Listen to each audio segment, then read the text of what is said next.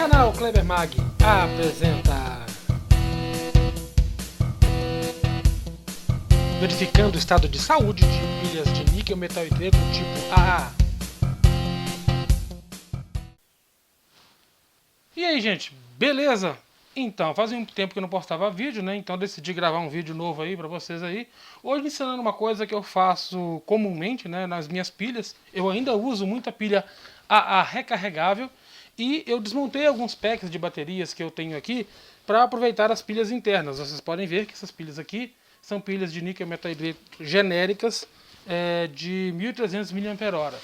Então, o que acontece? Será que essas pilhas estão boas mesmo? Como eu posso saber se a pilha está legal para ser usada ou não? E como classificá-las? É isso que nós vamos fazer hoje. Você vai precisar de um multímetro com uma escala de corrente de medição de corrente contínua de 20 amperes para a gente fazer a medição da corrente de curto-circuito. A corrente de curto-circuito é a forma mais adequada da gente verificar se a pilha realmente está em uso ou não, porque ela fala sobre a impedância interna da pilha, ou a resistência interna da pilha, que quando maior, pior para o uso normal. Então, com isso nós vamos identificar se a pilha está legal mesmo, e estando legal a gente vai passar a usar ela nos equipamentos, ok? Vamos lá ver o procedimento. Como vocês podem ver, esse multímetro aqui está na escala de corrente contínua, no caso aqui corrente contínua, e na escala de 20 amperes. A escala de 20 amperes me obriga a usar este conector aqui em relação ao comum. São entre esses dois terminais que eu vou fazer a medição da corrente de curto-circuito. Detalhe, cada multímetro tem uma forma diferente de ligar. Se o seu multímetro não tem a escala de 20 amperes, não use ele para fazer isso, porque isso poderá danificá-lo. Também não use a escala de 200 mA, 2000 mA, 200 A ou escalas menores, porque vai queimar o fusível delas. Afinal de contas, a corrente esperada nas pilhas aqui é de até, no pior caso, aí, de uns 15 amperes. Por incrível que pareça, essa pilha em curto-circuito, quando ela está nova, ela apresenta até 15 amperes de curto. Então, como eu não sei o estado dessas pilhas, então é bom, por precaução, não usar o multímetro numa escala diferente. A gente vai usar a escala de 20 amperes aqui. Ok, gente? Enfim, o que nós vamos fazer aqui? Eu vou medir a corrente de curto-circuito das pilhas e vou escrever nelas aqui dentro. Basicamente, pilhas com corrente de curto-circuito maiores que 10 amperes estão novas, excelentes, perfeitas para serem usadas, para qualquer equipamento. Pilhas com corrente de curto-circuito entre 10 amperes e 5 amperes estão boas para serem usadas em equipamentos como câmeras digitais e equipamentos que usam uma maior corrente de funcionamento. Entretanto, se a corrente estiver entre 5 amperes e 2 amperes, bom, eu ainda posso usar essas pilhas, mas eu não posso usar em câmeras digitais. Eu vou ter que usar isso em rádios, rádios a pilha, relógios, coisas que usam pouca corrente. Então a impedância interna, como vai estar mais alta, vai fazer com que eu não use essas pilhas para uma alta performance, mas ainda consigo utilizar em equipamentos de baixa performance. E se a pilha apresentar uma corrente de curto-circuito menor que 2 amperes, eu vou ter que providenciar o descarte, porque eu não vou ter muita coisa que fazer com essa pilha, ok? Então vamos lá. Vamos ao procedimento aqui. Eu vou deixar aqui a caneta no jeito. Vamos ver aqui. Vou colocar o negativo aqui da pilha no preto, e o positivo, ou seja, o negativo da pilha no negativo do multímetro e o positivo da pilha no positivo do multímetro. Vamos ver? Essa pilha aqui é uma pilha a ser descartada 1,4 amperes. E vamos lá. 1,4.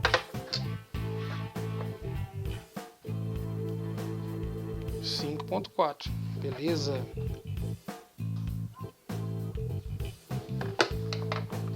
Vamos ver aqui. 1,8. 1,9, 1,8. Ainda dá. Essas pilhas que estão com correntes abaixo de 2 amperes e acima de 1,5 amperes, eu até tenho sim uma terceira. Oh, essa aqui tá boa, 6 amperes, que bom. Eu até tenho uma utilização boa para ela, que seria em caixinha de som. Porque normalmente os amplificadores de áudio não gastam tanta bateria, né? Então, essa aqui tá boa também. Vou colocar aqui a 6. Eu até não vou ficar preocupado com as vírgulas, não. Aqui eu vou colocar o seguinte: vou colocar aqui escrito na pilha a faixa de corrente que ele deu. Isso, muito bem. Esqueci de avisar. Antes de fazer esse teste, é importante que você recarregue as pilhas para que elas estejam com a máxima capacidade de corrente. Assim, você terá certeza de que ela terá a capacidade indicada pelo teste de curto-circuito, ok?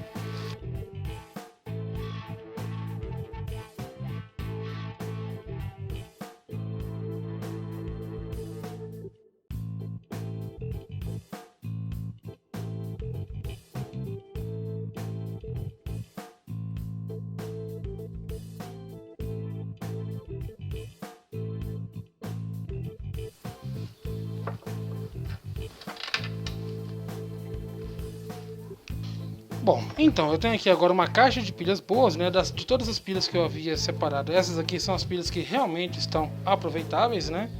Vai dar para me usar para fazer gravação e outras tarefas do dia a dia. E as pilhas que eu vi que estão com baixa performance, eu vou ou descartar ou usar em equipamentos que não exijam alta performance da pilha, ok, gente? Então é isso aí, gente, olha. Aqui são as pilhas agrupadas, né?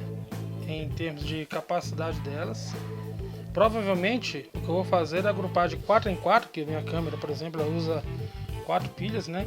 De tal forma que as pilhas com mesma capacidade ou mesma quantidade de capacidade de corrente vão ser agrupadas juntas para que elas fiquem equalizadas. Ou seja, a melhor coisa a fazer agora é, por exemplo, agrupar essas duas pilhas aqui que tem menor corrente, trabalhar sempre juntas, essas aqui sempre juntas. Por exemplo, a minha câmera, vou separar essa daqui, que essas aqui estão de alta performance, bem como esse grupo aqui. Assim, eu vou trabalhar com as pilhas o mais equalizado possível, né? Então, no caso aqui, por exemplo, vocês terem uma ideia, provavelmente esse pack e esse pack, com essas pilhas aqui, eu vou deixar para a câmera. Essa daqui eu vou usar para coisas com um pouco menos de performance, como por exemplo, caixinha de som, lanterna, esse tipo de coisa. Essas aqui eu vou deixar para serem usadas em coisas de menor performance, por exemplo, rádio, por exemplo, relógio, coisas desse tipo. Então, interessante é que cada uma dessas baterias aqui agora está num ponto de vida útil que pode ser usado em determinado equipamento, ok? É isso aí. Uma outra forma de testar as pilhas é você ter um dispositivo como esse. Basicamente, um dispositivo com uma lâmpada, né? Uma lâmpada de... No caso, eu estou usando uma lâmpada de 3V3, né? Poderia ser uma lâmpada de 1,5 volts. Não tem segredo nenhum, basicamente. Os contatos aqui são ligados na lâmpada através de fios, né? Com ela, o que você pode fazer? Você pode verificar como está a carga da pilha. Então, assim, a lâmpada vai acender. No caso aqui, como essa pilha é uma pilha de 3 volts sendo ligada com 1,5, ela acende um pouco mais fraquinho. Mas dá para você ter uma noção de como está a carga da pilha, né? Se ela estiver descarregada, ela não vai acender. Por exemplo, se eu pegar as pilhas que eu rejeitei aqui, que estão até aqui, cadê? Por exemplo, essas pilhas aqui que foram rejeitadas, essa aqui ainda tem que acender um pouquinho, né? Que essas aqui são as pilhas de 1,5 ampere que tinha lá.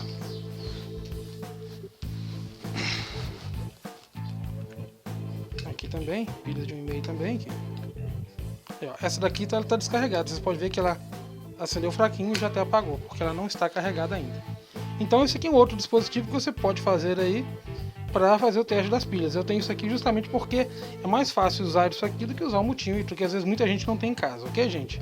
Agora um detalhe, isso aqui não te permite saber a saúde da pilha, porque ela não te permite medir a corrente de curto-circuito. No máximo você consegue saber se a pilha tem carga ou não, ok, gente? Uma coisa importante é, depois que você terminar de usar o multímetro para essa aplicação, você deve voltar o seu multímetro para tensão, corrente e resistência aqui, para esse conector aqui, e voltar para a escala de tensão.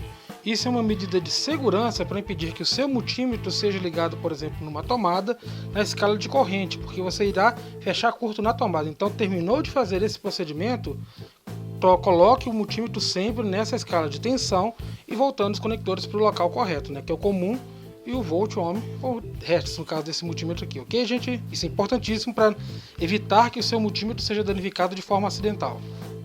Uma coisa que não foi falada é que esse procedimento também serve para pilhas níquel-cádmio, porém, ele não serve para pilhas de lítio-íon muito comuns hoje em dia, principalmente as pilhas de celular. Jamais faça esse procedimento em pilhas de celular, porque você poderá danificar tanto a pilha do celular quanto o seu equipamento, porque a corrente de curto-circuito delas são muito maiores e isso poderia acarretar danos à pilha, principalmente. Então, jamais faça isso com pilhas de lítio-íon. Elas não são adequadas para fazer esse tipo de teste. É isso aí, se você gostou, clique no gostei, adicione seus favoritos, compartilhe o vídeo e principalmente se inscreva no canal e ative a notificação para você ficar ciente dos novos vídeos que estão por vir. Okay? Abraço, valeu e até mais!